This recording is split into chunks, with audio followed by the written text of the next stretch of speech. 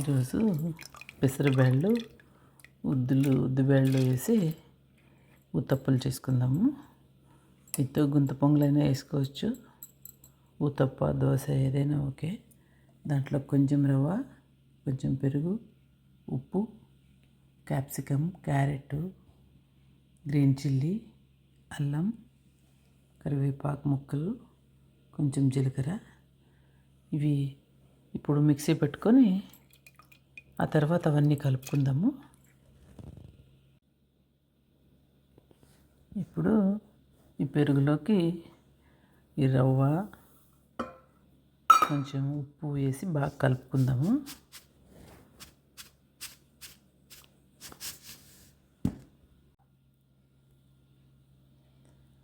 రవ్వ, పెరుగు రెండు ఇట్లు కలుపుకోవాలా. తర్వాత కొంచెం జీలకర్ర వేసుకొని ఇలా తరిగి పెట్టుకున్న కరివేపాకు, పచ్చిమిరపకాయలు, క్యారెట్, క్యాప్సికము, ఇంకా మీకు ఇష్టమైతే ఏమైనా వేసుకోవచ్చు. ఈ పెసరబ్యాళ్ళు, ఉద్దిబ్యాళ్ళు కలిపి మిక్సీ పెట్టుకున్న పిండి అన్నీ వేసి కలుపుతాము. కొంచెం సోడా ఉప్పు కూడా వేసుకోవాలా.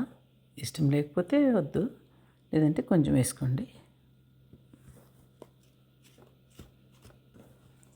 ఇప్పుడు ఇవన్నీ కూడా వేసి బాగా కలుపుకుందాము. పిండి చాలా గట్టిగా కానీ చాలా పలుచగా కానీ ఉండకూడదు, ఇంత మాత్రం ఉండాలా. అల్లం ముక్కలు మర్చిపోయినాను, అల్లం ముక్కలు మళ్ళీ వేసి కలుపుతున్నాను. మీరు కూడా కలుపుకోండి. ఇప్పుడు ఇలా చిన్నగా ఉండే ఒక కడాయిని తీసుకొని కొంచెం నూనె వేసుకొని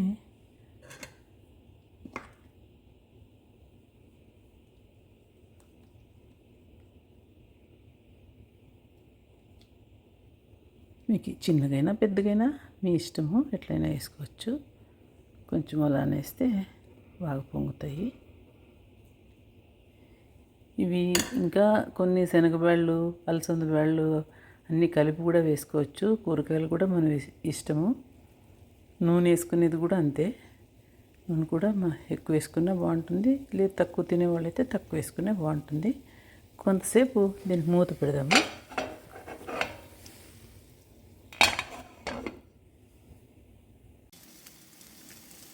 ఇప్పుడు మూత తీసి ఇలా టర్న్ చేసుకుంటే చాలా బాగా కాలినాయి చూడు. మళ్ళీ ఇవతలు కూడా కాలిన తర్వాత చూపిస్తా. ఇప్పుడు ఇంకొకటి కూడా వేసుకున్నాము. ఇది కూడా కాలిపోయింది బాగా. ఎంత బాగా ఉడికింది. పైన ఏమో చాలా క్రిస్పీగా ఉంది, చాలా వేడిగా ఉంది. ఇంకా మీరు ఏదైనా పొడితో కానీ చట్నీతో కానీ తినచ్చు, లేదైతే ఊరికే కూడా మిరపకాయలు వేసి ఉంటాం కదా, బాగుంటుంది. ఓకే.